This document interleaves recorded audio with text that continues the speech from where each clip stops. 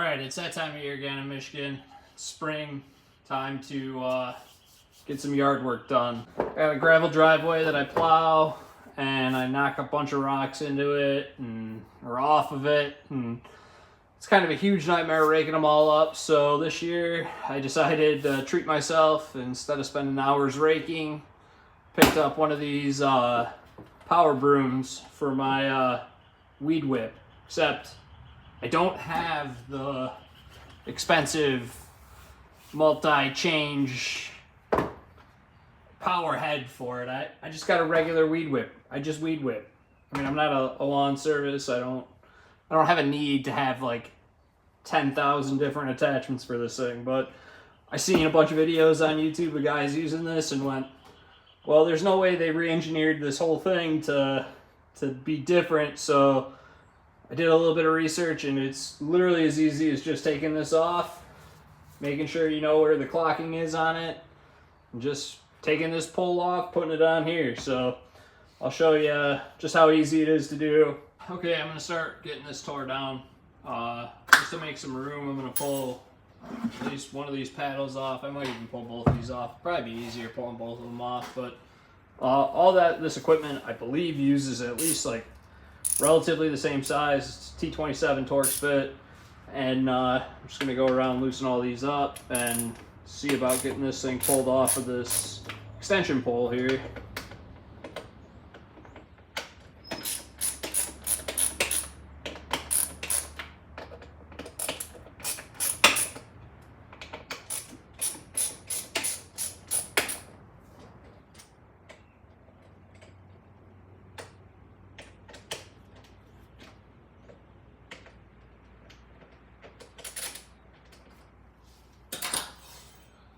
And just like that, pulls it apart. It's got a little spacer collar, and then the main shaft comes off of the guard. So I'm just gonna put this aside, just keep it on there for storage in case I ever do end up with one of these removable ones, or maybe I'll use this as an extension at some point in the future. Put all this stuff aside. I'm gonna pull this other side off just because I think it'll be easier once I'm trying to mess with the whole weed whip side. But like anything, I mean, it's all the same size shaft, everything, so should be as easy as just getting my weed whip and making sure that we line it up the same next time I put that back together, and kind of go from there. I'm just gonna freshen these marks up. It looks like I put it back a little crooked last year.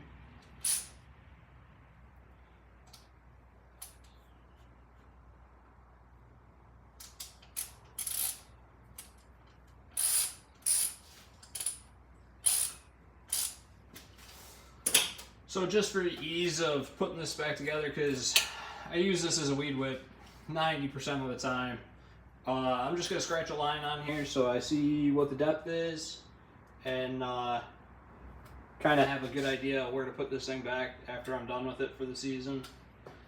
Because like anything, no sense in reinventing the wheel here. It's been working this long, might as well keep following suit with it. I can even see the lines I put on there last season, just kind of freshening them up.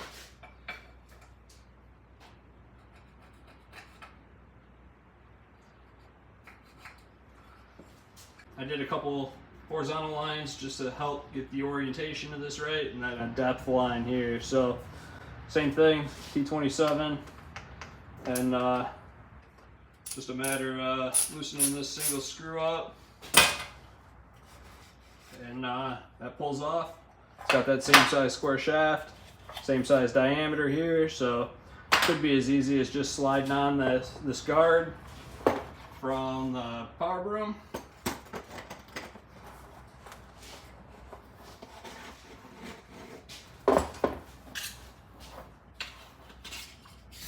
Matter of putting that on there and lining up this power head, putting this on. I think this is going to be a little bit more fiddly. There we go. And just like that, it's just a matter of figuring this orientation out. I'm just going to put the weed whacker on the ground so that it's sitting flat. and orienting this guard, getting it all kind of put up towards the end here, making sure that looks right, this looks right, and I want to push with it this time. So I got some stuff I'm going to go out there and try, and want to see it, push it. I was dragging it and it worked out great, but we'll see about doing this in the push mode this time. So I'm just going to tighten all this up and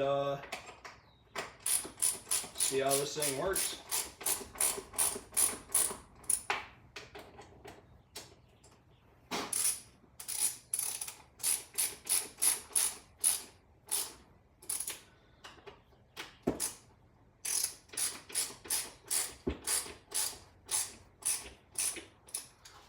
Slide these things back on and take this thing for a rev.